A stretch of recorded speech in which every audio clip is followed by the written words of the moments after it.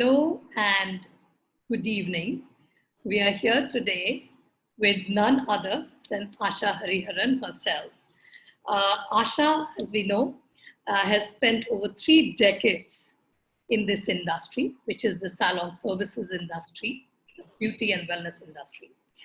And we know her as a relentless warrior, as a person with huge talent, creativity, which knows no bounds, and a determination which is an inspiration for all who have followed her footsteps and who have even heard her, attended her various classes, and and I won't be wrong in saying that she continues, to not just be a brand herself. So today we are talking about creating and building brands. And Asha is as a person, Asha Hariharan herself is a brand today. Asha Hariharan has an academy which is called AHA, which comes after. And then, of course, we have various other brands in the industry behind which she has, her, efforts have kind of made them stand where they are standing. Well, to name just one would be in the most recent memory of all of us is, of course, Godrej Pro, which is the new brand on the block in the salon business. And we have seen Asha and her team, relentlessly work on building that brand across the country. So Asha, welcome to Beauty as Past TV. And so, I think we should start with at what point, as a professional, did you realize that, you have worked with the world's best brands, you have, learned under some of the best mentors.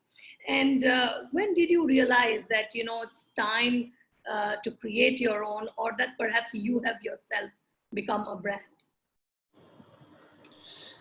So hi Ritu, and thank you so much for having me. So I never really started out, to create my own brand as such, me as a brand, Ritu, because I belong to a very special group of partners and friends who built Beyond the Fringe. Okay? Right. And this started in Hong Kong. And this was a time when we wanted to build, a world-class brand with an Asian identity. Okay. Because even in Hong Kong in those times, we recognized a lot of foreign brands as the standard. Yes. And rightly so, because they were brilliant, they were innovative, they were exciting brands. When you went to those salons, there was, tremendous detail to hygiene and innovation and perfection in delivering services and etc. Yeah. And so my very dear friends, especially Louis Ho, we grew up together and we had been part of super brands. I was working in a salon called La Coupe Salon under Andros, and so when we started this brand, we called it Beyond the Fringe. Right. And for us, that name was a brand. And we did a lot of thinking as to what we wanted to name this particular salon. And we said to ourselves that it's important to have a long vision, no matter who you are and where you come from. And we are talking about a hair salon. So let's call it Beyond the Fringe. So you can never look too near you. It has to be beyond that, okay? And I think we made the right decision because we got a lot of recognition for the brand. We, as a matter of fact, the French magazine, Passion magazine, voted us as the top 3 Asian salons in the world. Yeah. And therefore, what we wanted to introduce was to bring in a global standard of recognition, but have a culture which was Asian. So, the culture reflects the internal part of a company so that it can build the internal team. Right. And culture also means it identifies with the kind of promise that you give to your client in terms of your niche product or your expertise, whatever that is that you're offering. So the salon grew, the brand grew. We did lots and lots of work with magazines and shows and things like that, and we were very proud of it. And I always had India on my radar. So when I first came to India, it was basically to build Beyond the Fringe, as a brand. It was in But the year in the 2000. yeah. 2000. Yeah. So I think so when we came here and we started doing a lot of work, we realized that now our work was expanding not just to shoots, but we were always into education. The Beyond the Fringe brand is very heavily invested into education. So we invest into education with our teams.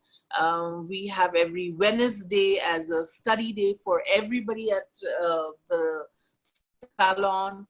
We talk about products, we talk about how to deal with products, and therefore this education is continuous. Sure. And as I've had it, even in school when I was growing up, I was assigned to training 3 boys, training them on education so that they could apply to get into actual schools with the help of the government. And at that point of time, I was only about 14 years old. So I didn't know what it was going to prepare me for, So I was very lucky that I had that opportunity, and a love grew out of it because I realized that I enjoyed training these 3 boys who incidentally were blind, and they were a challenge to my ability as a trainer. Yeah. And so we spent 3 years with them, and in those 3 years, I realized that no matter what I did, I wanted to definitely hook on to education. So I think when you ask me when did I know I became a brand, I really don't know, honestly, Ritu. But I think that when we started doing a lot of turnkey projects for corporates, we started creating lots of products. So our specialization is into hair and makeup products. Right. And we also did projects for I think companies that had issues with putting up health products on the market, creams and all of that. So when one, I think, project turned into a success, and the other one, so there was internal word that if you need consultation, if you need direction, if you need to identify your target audience, if you need to create a brand, then you need to go to, let's say, Samir and Asha, because my husband is a management expert, and I'm the technical leg of it. So I think that when we started doing a lot of work, that's when I would like to believe that maybe there was a brand that, built up in our country. Sure. So you brought Beyond the Fringe to India, and you were into all these consultancies where, you have, I think, always given 100%, if not more. Do you think it's a logical next step for a creative artist like you, that once you have evolved through, working so many years and giving your best out there, to go and create a brand? For example, maybe a makeup brand, or we've had so many of them, Anthony Muscolo and the Bobby Browns of the day, and here we are, with our very own Asha Hariharan, who has gone on to create brands. I really want to, we're talking from the point of view of those people who are following in your footsteps, and maybe one day want to stand there and say, okay, so I followed, my mentor, and here I am. This is how I did it. This is what I learned from her. So from that perspective, I want to understand that, So becoming a brand in yourself, or creating one, whether it's a skincare, you've worked with makeup brands as well, and hairdressing brands. What is it? What is that tipping point when you say that, okay, so this is what I can give, this is what I can create for anybody or for myself also.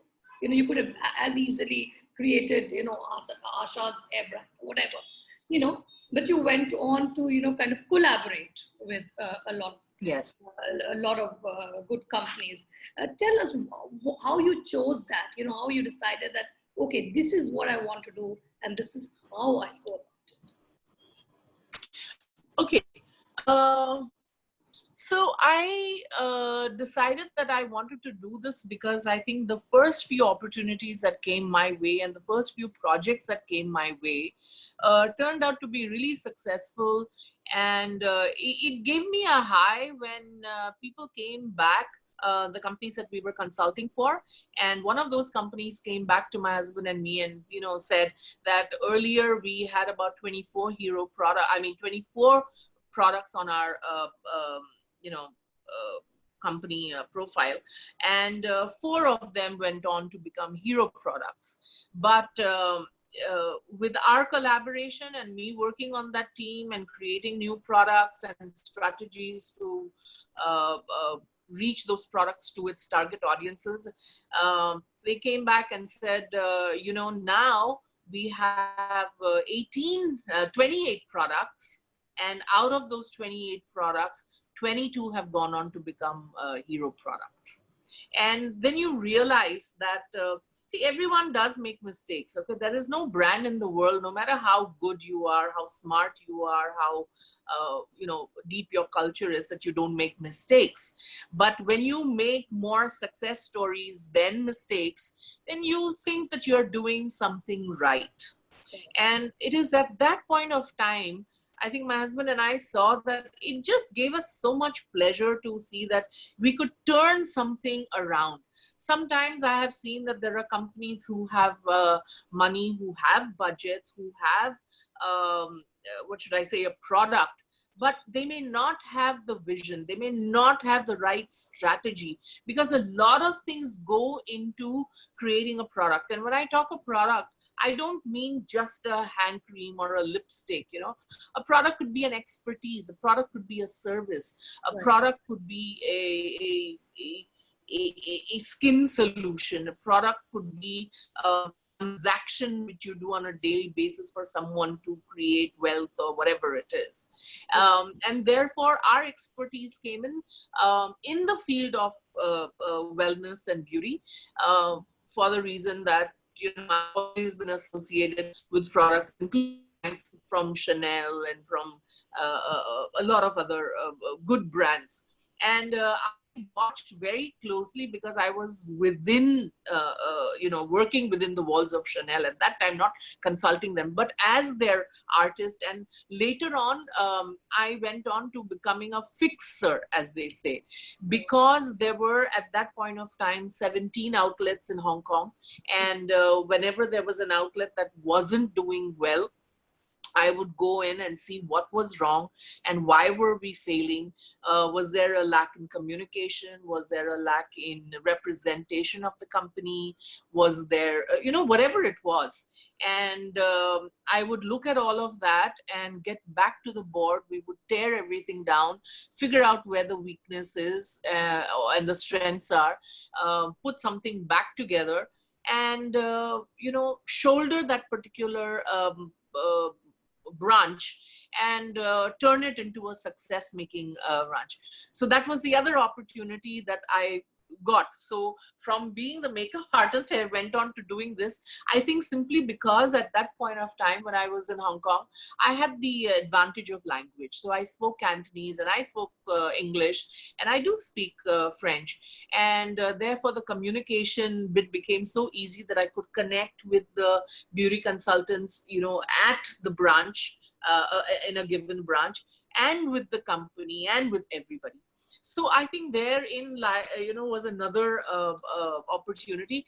And then I think when we saw enough successful turnkey projects happening, that's when I think Sameer and I realized that this gives us so much of joy, and it's a wonderful thing to be able to see something and turn it around and make it a success, because of the contribution or the exposure that we've had.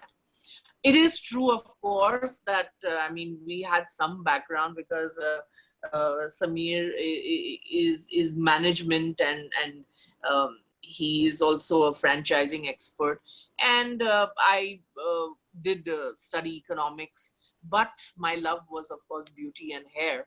So I think we were very lucky to put all of this together. So he would, when we are working on a project, Sameer would ask me, so if this was a scenario, how do you think a buyer would react? And I would give my technical input. And if I had a question, I would ask him, would something like this work? And together we realized that, yes, this is what we wanted to do. Building my own brand, I think I want to do it, okay? But I'll never stop doing brand work for companies. Of course, I need to believe in the company for, Yes. I have to tell you that there is one turnkey project that we did, and it was wonderful. We completely turned around. And then a competing brand came up and said, would you take us on? And we're really, really interested. And I couldn't align myself with the ethos of that company.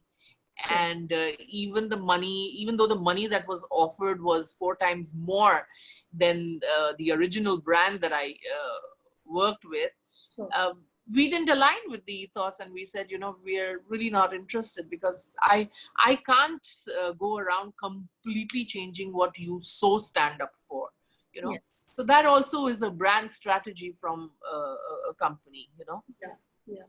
So creating is one thing, when you choose a brand or your collaboration to work with, you look at the ethos of the company, you look at various factors as a team, and then you decide to go ahead.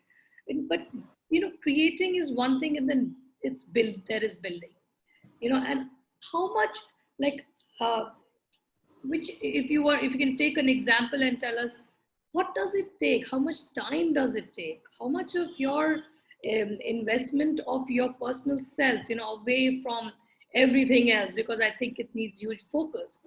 And then finally, when you create the product, go through the trials, because in the cosmetic industry, you have the trials also before, anywhere else. So what does it take to first create and then build that brand? Like building is, in our industry, especially the salon business, we are talking about training people and creating those messages and talking about how you're differentiating yourself. So would love to hear from you about all.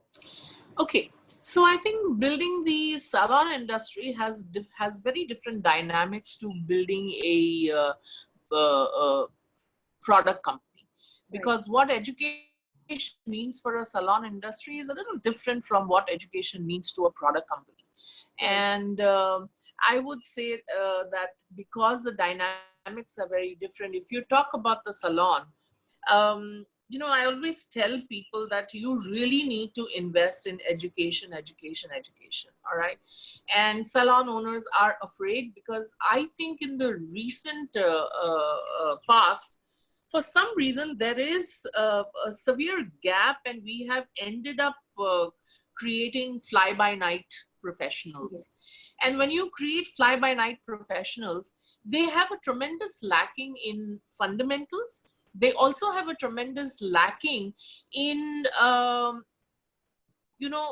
you build yourself as the professional and the person behind that professional. And that's why I have a lot of salon owners who come to me and say, we'd like you to train. And however, there are lots of constraints. There's a money constraint, there's an investment constraint, because people are afraid that your hairdressers will run away, your beauticians might run off, and what happens to their investment, and a lot of it.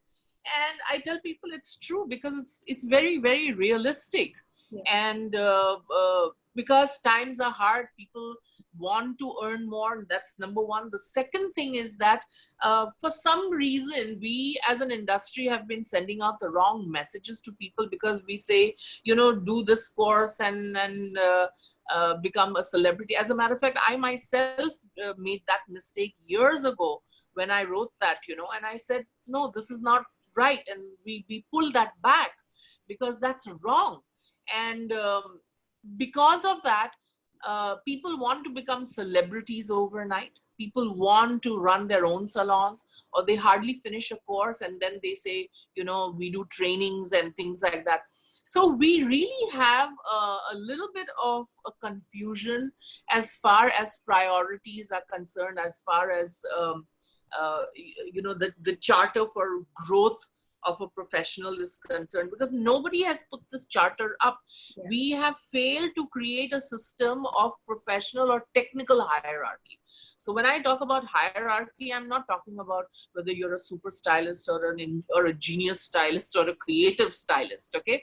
But based on what you know, there should be some guideline that says, all right, you know, you are a junior stylist or a senior stylist or a creative stylist or whatever it is, not so that we, you know, coronate you with some crown, but we are acknowledging that you have a certain level. And unless we don't do this, everybody's going to think that, you know, they are hotshot and they are the king of their trade. And that's why a lot of salon owners are at the mercy of people who may know how to do a blow dry or some color, okay, but they're really not professional. They're not brands. They're not people who know how to build a brand. That is one thing. But if you're talking about a product company, all right, for a product company or any company for that matter, I always look at the company that's hiring me, because when you create a product, it could be out of two places. One is that it could be a passion, because there are some, you know, fundamentals that say, first create a product, then create the marketing and all of that.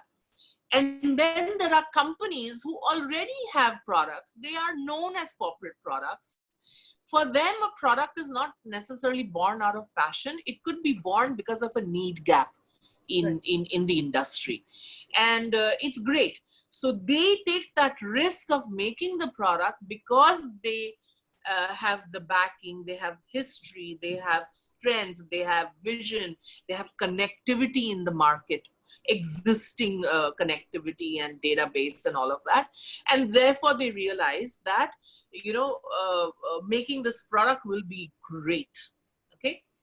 On the other hand, as I said, your passion baby, the passion product could be something that a person or a professional believes in, because a lot has gone into his or her life, and they think, that product will serve, you know, an exciting option, or again, a need-based option for the industry that they work in.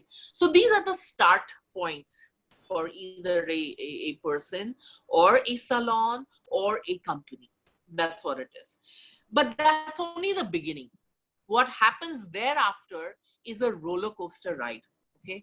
Because, I mean, you know, you asked, what is the difference between creating and what is the difference between building, all right?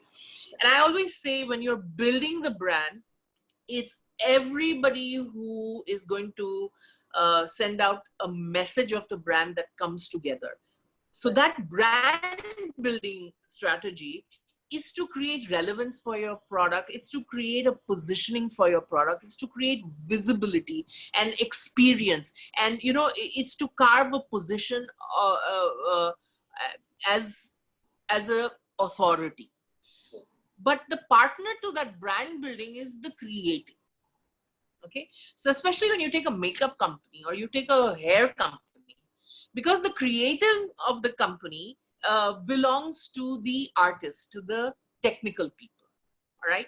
So the technical people are going to continuously innovate, continuously upgrade, continuously figure out a product that will do wonders in the market, or that will that has a very specific targeted audience.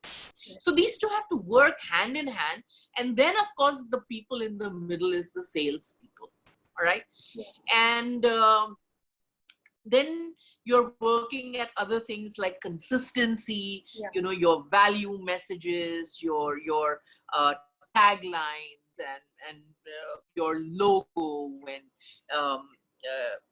a lot of other things. So, for example, the brand building team will say, all right, we need to offer something new on a regular basis. So what are we going to offer for Diwali, and what are we going to offer for Christmas, and things like that. Yes. So they are completely working on the communication, but the heart of that message comes from the creative people who are creating the product line and things like that. And there is nothing different, you know, in a salon that is trying to do the same thing. You see, salon is very much Ritu, like the fashion industry. All right. There was a time when you saw the best of clothes only on influential people, because they could buy and pick up something that was very exclusive or bespoke fashion. Right. Now, today, fashion has been democratized, and so has the salon business. Now anybody can go and everybody can go, because people are earning, people have a wider vision of, you know, possibilities in self-care and the freedom of earning and things like that. And because it is democratized, you will find that the pressures of a salon are great, because everything is trend-based. Yes. Because it's accessible to everybody. So the salon also has to invest and figure out what does it want to sell. Okay. So we always tell companies that you need to have one hook product. So whether I'm a salon, or whether I'm a product brand, a hair brand, or a makeup brand, I have to have one hook product which builds my identity. So for example, let's say in my salon, my hook product will be my expertise in coloring. Right. Okay. So the messages I send out will be based on that to build my identity. And once that hook product builds a loyalty, because people say, oh, wow, you know, this is a place to go for whatever. Now, under that umbrella, I could have anything. So it's like saying, if you were passing through, let's say, a market, and you saw a restaurant that says, oh, we cook everything, you know, we cook Chinese and Indian and Malay and or Japanese and all of that. I'm not sure if I would expect that brand to super specialize and give me something brilliant in a particular cuisine, right? Yeah.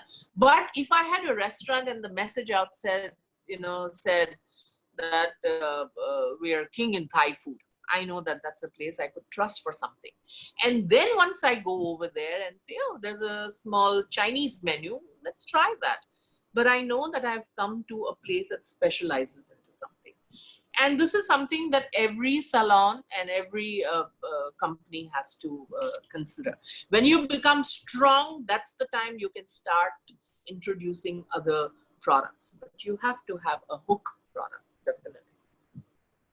So true, Asha. In fact, having you know, experienced your salon and its services myself, I don't mind saying this, that, you know, apart from the fact that, you know, you stand out for hair coloring, you also stand out for the way you train your staff, you know, the protocols they build into every service, you know, the way they relax you and the way they make you feel at home, which is sometimes missing in, not sometimes, I feel that it's missing in most salons which are more busy, you know, in the turnover, this thing that, okay, fine, there's a customer, shoot now, we will do this. And, you know, everybody is like busy trying to kind of finish off the job rather than attending to that human being who might have just come to relax or just spend some time while the services are being done, in peace. And so I just feel that you're right, that building and creating and building are two different things, and it takes a lot of effort, and that hook factor is so, so important. And I also feel that, Asha, what is your suggestion to people? Like, you're a celebrity stylist, you're a celebrity makeup artist, you're a person who's worked on movies, and you've had that, that you've experienced, you're a glamorous person yourself, and the Bollywood glam, is so much a hook for the youngsters these days who are in this industry, and everybody wants to be a celebrity makeup artist. And what's your advice to them? How do they kind of, uh, kind of really establish their own identity in this crowd, which is, there's this rat race where everybody wants to do the same thing. And, this is the best way because I can learn makeup from the school in 3 weeks or 6 weeks or 8 weeks. And then I go to, I straight away become a celebrity artist. So what's your advice for such very hardworking, but I think youngsters who want to just get there very fast? Okay.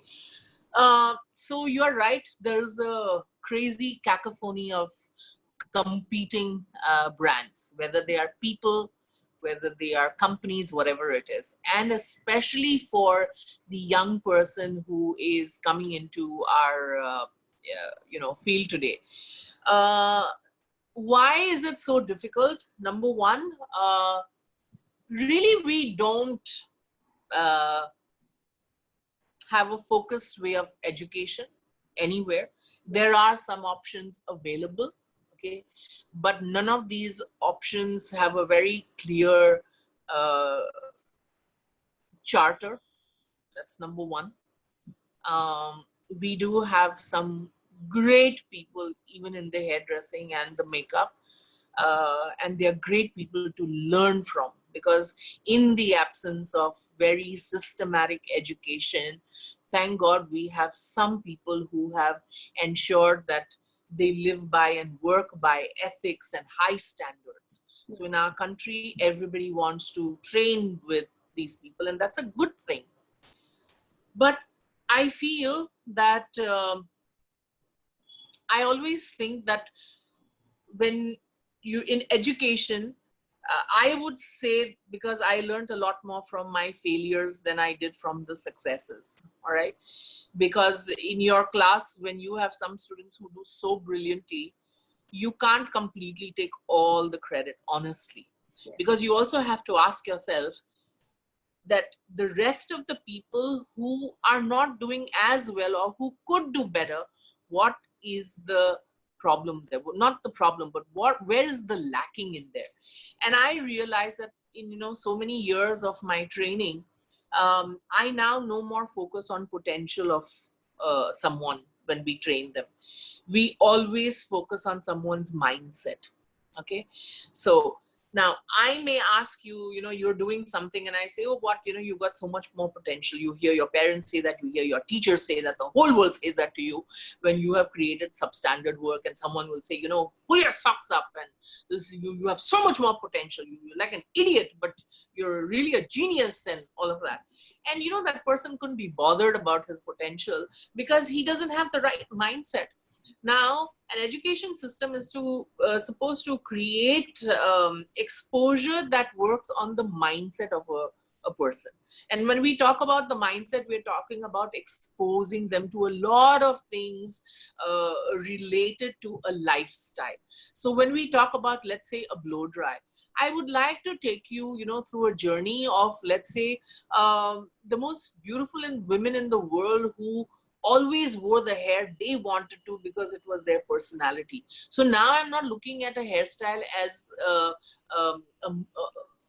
boring a manual way of doing something. It represents something for me, and then I identify with that. Or let's say I'm a motorbike junkie, and if I find that my inspiration, who's also another motorbiker, celebrity wears his hair or her hair in a certain way, I want to now create that hair because I align, with the kind of feel and value my inspiration comes from. So our education really has to be quite holistic, where we take people through all of these things, okay? But if you ask me, it is a bit of a failing on our system to create, these kind of education systems. So I empathize with the youngsters.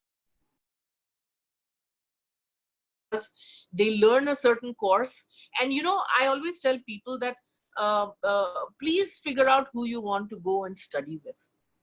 Invest in a school, invest in a trainer who will work on you first as a person, so that when you as a student walk out of someone's class, you feel that you are empowered, you start having faith in yourself, and I know that that is very, very poetic. I do understand that. But the point is, tell me today, Ritu, except for a few names that everybody hears of, okay, they either say they will go there and study, or they will say they can't afford to, or that they can't travel, or that they don't have support from the family, or so many things. And then they end up training at a place which is nearby. And I'm not saying it's a bad thing. It's great because they get to start, okay? But that's not the ultimate place. So my advice to every person would be, number one, don't stop training. Just don't stop training. I trained at the Revere School for a year, and I did night school for a year and a half. And after that, when I was married, I again went to Vidal Sassoon, and I went to Christian Chavot for another 3 years. So I spent 5 proper years just in training. And nowadays, I think the government is trying to fill the gap. We are making loans available. We are doing a lot of things. And youngsters are smart. They can get on to Google. They can, ask people. They can ask their association heads to help them, So there is a lacking, unfortunately. But I would say, people don't stop. Just be resilient. And ask someone for help. I always think that you represent the media industry. It would be great if people like you and Sheila and if you start somewhere saying that if you want to know more, please connect with us, and we could guide you to the existing schools and existing people who are into training. Sure, that's a very valid, Asha. Thank you. Well, before I go to the part where we talk about your experience with the band Baja Barat on the television with and Sabyasachi Mukherjee and working together, before that I also want to understand you have very stringent standards of quality control, and you're a very difficult person to work with. Yes, I am. I am. So 22 tests for a lipstick, and who wastes their time, Asha, in this world? People have, want to make a quick lipstick and earn them millions before it, you bat an eyelid. Okay. Thank you so much for all the compliments. The luxury brands like you, who are really kind of what's going on when you, how do you kind of set this thing that this is the way I work, and how are you able to convince the other person who's working with you to settle for it, and not only settle for it but appreciate what you've done. So first of all, I don't bother convincing anybody. I need them to convince me. Sure. Okay, that's rule number one for me. I will not take on anything unless I believe in it. So I have this incidents when I was before I worked on one particular brand. So I was called one day for this meeting, and it was a huge boardroom, and they had some 20 people on the panel sitting there, and I was called on because they wanted to create a brand and a product line. So this gentleman sitting at the head of the table, the boss of the place, he asked me, he said, so I believe you're very good at your work and I want to know what it is that you can do for us and, you know, for our brand.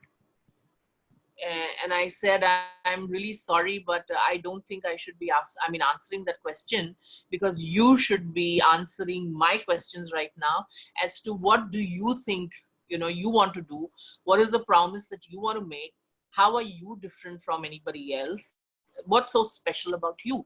If you can answer all of these questions, then I will look at them and I will figure if I can do anything for you.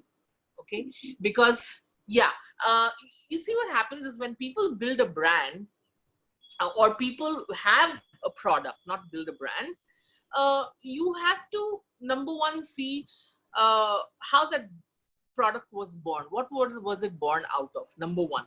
Number two, okay, will I be able to work with that person or not? Okay, that's my first thing. Because based on all of that, all the other questions will be answered, right? From your budget to what kind of exercises you want to invest in, what are your priorities, okay? What is your brand promise and things like that. And once I have accepted that, and I always warn them, okay? Whoever I work with, I tell them, look, you need to forgive me if I am rude and if I am blatant, because if something, it's like saying in my own salon, all right, I have my manager who's been with me for so many years, okay, and people sometimes laugh because she's really my boss and she bullies me like crazy. But I remember the first time I picked up 100 rupees, and she said, oh yeah, of course. And I said, no, where can I sign and what can I do? And she said, no, it's your money. And I said, no, I'm sorry, I've given you the authority to safeguard this, and you will safeguard it even against me, because I can't violate the position that I have, you know, bestowed upon you.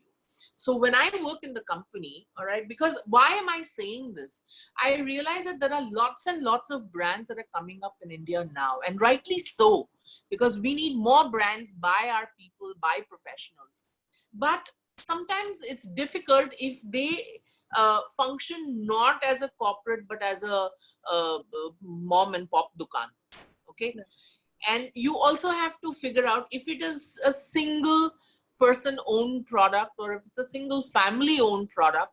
Sometimes there are ego hassles, or sometimes, you know, they are trying to create a brand without going through, let's say if someone wants to make an eyeshadow or someone, yes, wants to make a lipstick, and they come up to me and say, oh, look at this, it's such a beautiful lipstick. And I say, you know, look, I'm right now not a shopper. If I go out as a shopper, I go nuts because I want to buy every lipstick. I don't care what it is, okay? But when I'm working on your brand and you're telling me it's beautiful, I need to have my answers. I have 22 parameters by which I will look at a lipstick and then say whether it qualifies. Because, you know, companies are lying all the time, Ritu. I am the best in this, this is the best, and we are the best in this, you know.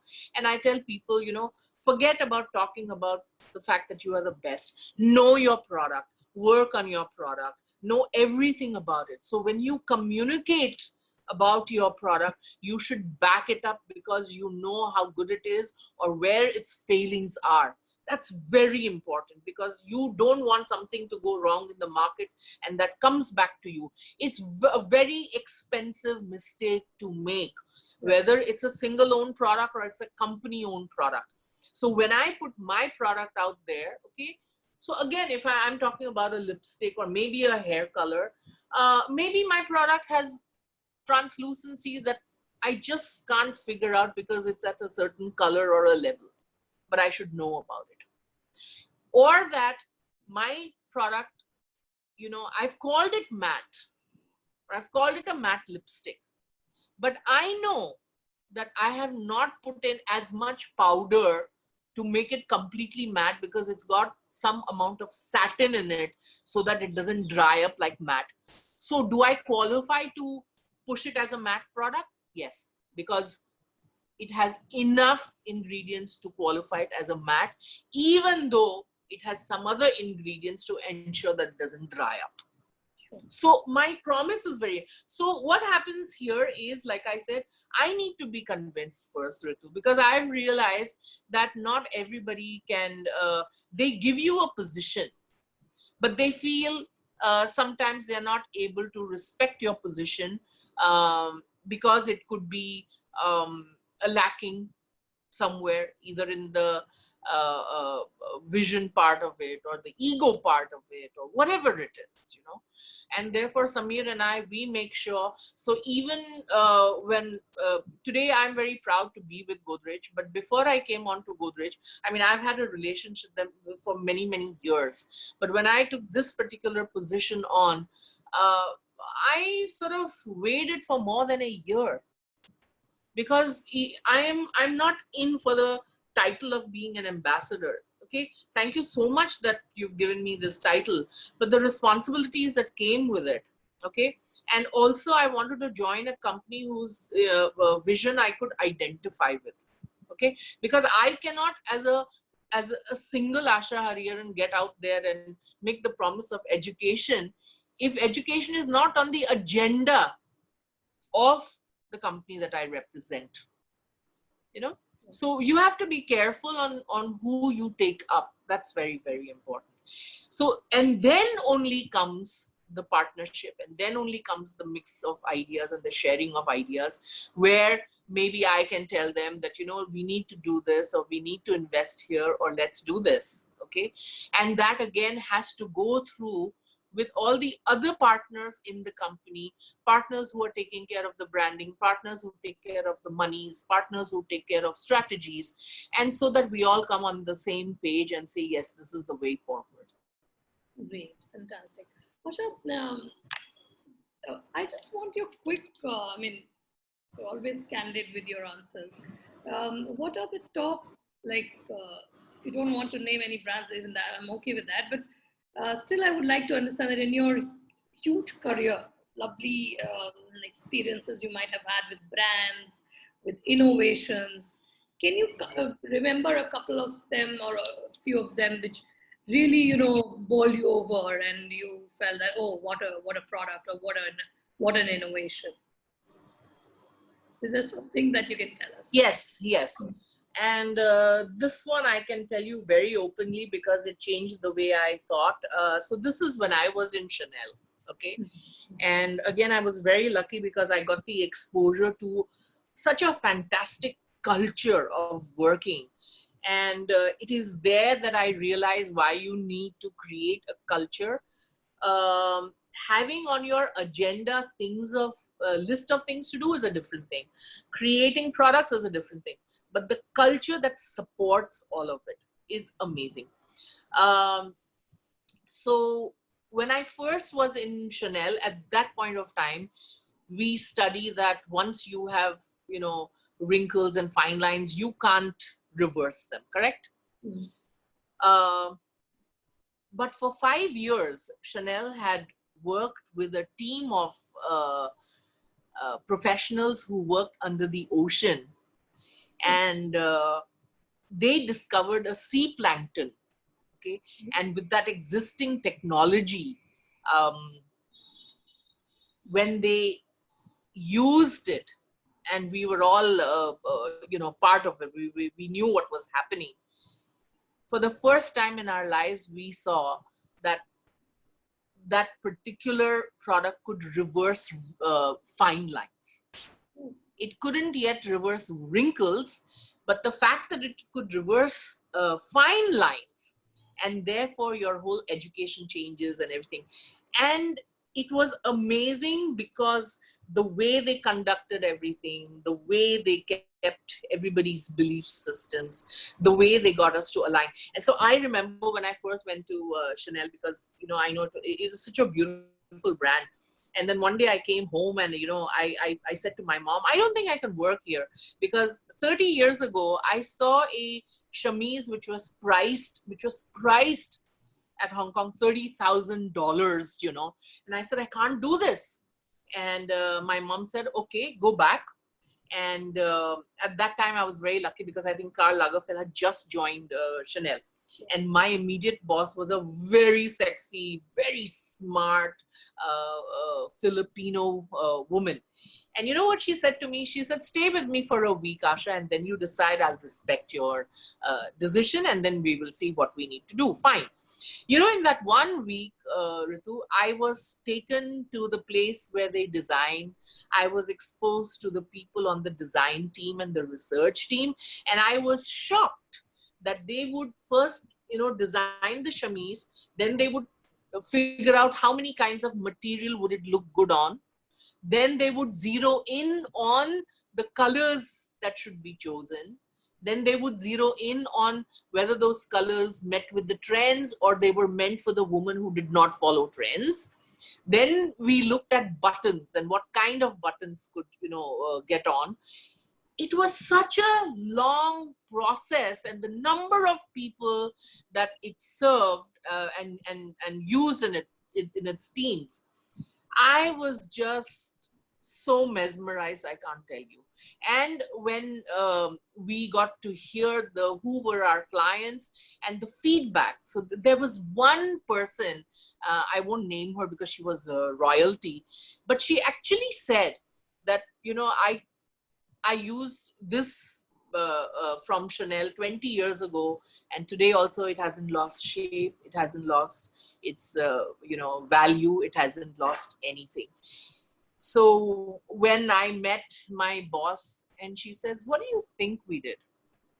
And I really had no answers. And then she just made one statement and she said, Asha, we never sell. Chanel does not sell anything. We only share it with the people who endorse our vision and our struggle and pursuit to create something that's perfect. And she said, luxury is never an accident. Anything can be an accident, but luxury can never be an accident. So it depends on how you look at luxury. So that stayed in my mind. And the basis of that research is what is the backbone of my work, Ritu, whenever I do any work. So there are, of course, good and some bad examples that I have encountered, some that have, I think, furthered my faith, and some where I have said, all right, maybe these people are not ready at the moment, and that's how I think everything would be, in the market. So some great stories, some stories which are not so good. Yeah, and it's all a part of our repertoire of experience. Yeah. That makes us. So, from, Coco Chanel has been an inspiration for so many of us, and especially women and people who have taste for finer things, have a sense of great aesthetics and all. Now, we would love to hear from you, Asha, about your, collaboration with Sabyasachi, where you worked together on this, the series on television, Band Baja Barat. And Band Baja Bride, yeah. Right, yeah, sorry. And where I agree that Sabyasachi is enormously, talented and one of the top wedding couturiers in the country. But I feel that, you all have been brides, and if that picture, if that makeup is not good, we might be wearing a very expensive lehenga or, clothes been designer fitted, but the whole thing goes for a toss. Absolutely, yes. So tell us about this, because I think you are two great people, two great brands working together. And I don't think it would be easy because each one would be, very stringent about what they want and how they want it. So just tell us about that experience. Yeah, so it was so much fun working with, I would give the credit to NDTV also, and I give tremendous credit to Monia, who's the producer, and my client also, and working with Sabya also, because they were all so amazingly professional. Okay, now as far as working with Sabya is concerned, I just want to say a few things about him. Today in the fashion world, when you study fashion, you study the designer. Okay. So for example, if I'm talking about Ungaro, or if I'm talking about Yves Saint Laurent or Dior, they are such great personalities that everything they do in their fashion is actually shadowed by these personalities. Okay. So if you talk about Sabya, I think he is one of the few designers in our country who makes everything just because it's his fancy, just because he believes in culture, just because he's so Indian, and just because he believes in the opulence of the Indian culture. Okay, so you would write not just about his fashion, but he's one designer you would write about him, because he in himself is such an institution. So when we work with him, yes, sometimes there were times when I think the team would think, oh no, can we do this, or can we talk to Sabya, and is it going to be easy to talk to Sabya, because Sabya is a perfectionist and he's a wonderful human being, but he wants things in a certain way. And I was there, and you see, there are two parts sometimes to a hairdresser and a makeup artist. Either someone tells you that, please do this. That's one category of makeup artists and hairdressers.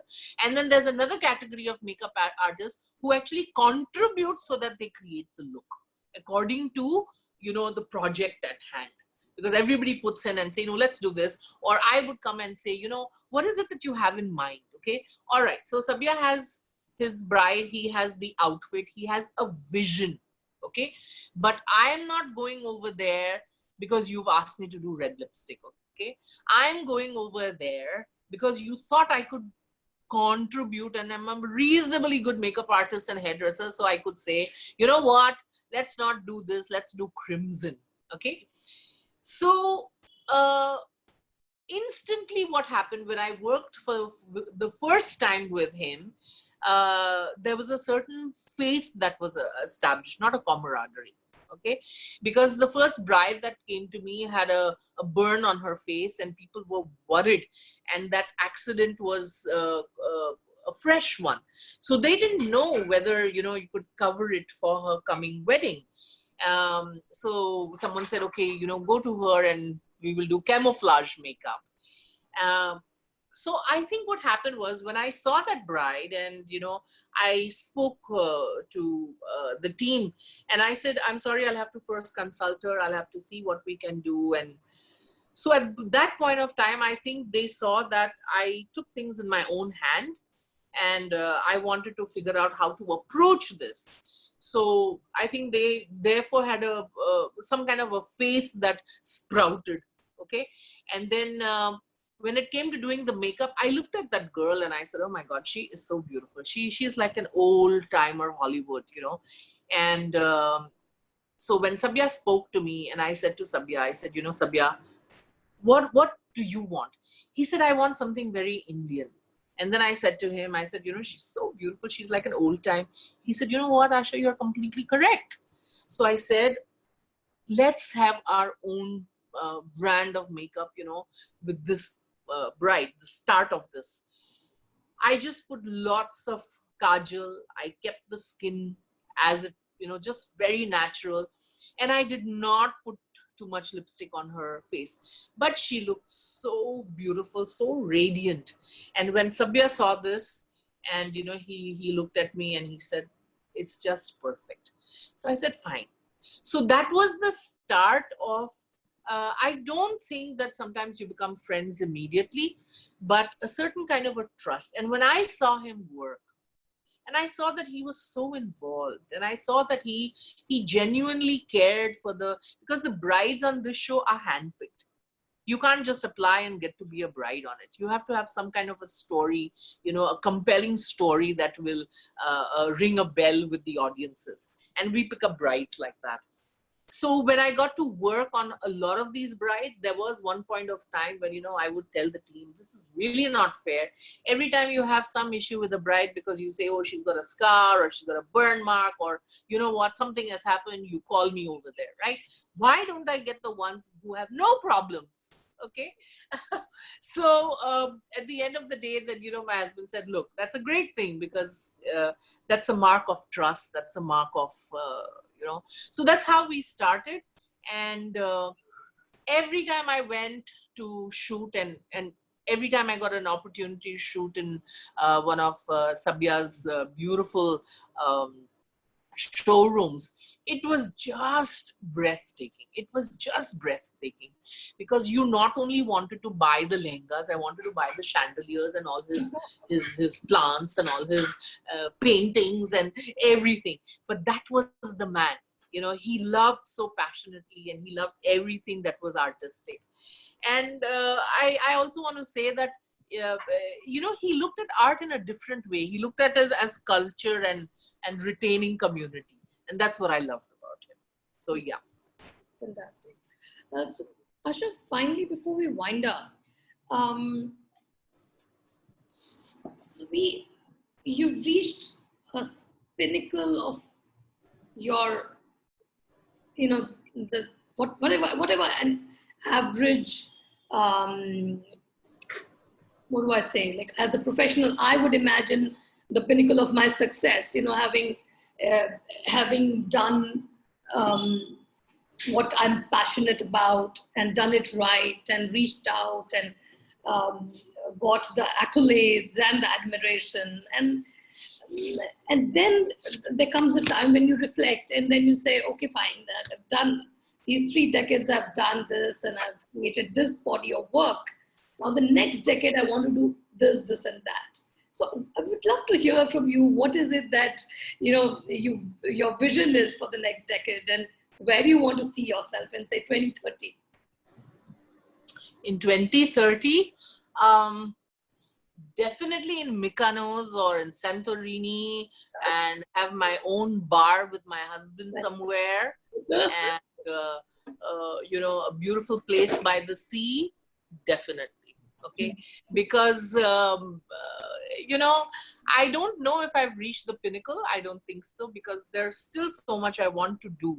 And if you're talking about success, I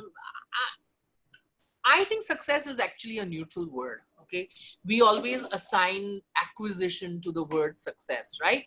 And I don't assign acquisitions. Okay, so it's not about cars and all of that, because to me, success is very now. It's about me battling fears. It's about me being resilient. It's about me being teachable and all of that. So if you ask me, yes, I want to stay teachable. I want to do a lot of things. I still want to do a lot of training, and I want to work with brands, and I want to build brands, and I want to build salons. And Samir and I see ourselves as, coming in as a backbone to salons. And we want to find a way of working even with the smaller salons, because majority of them are still struggling. They don't know what the next level is. And we want to work with the top salons, because I believe that I can help them, just up the color business and up the education and up so many things.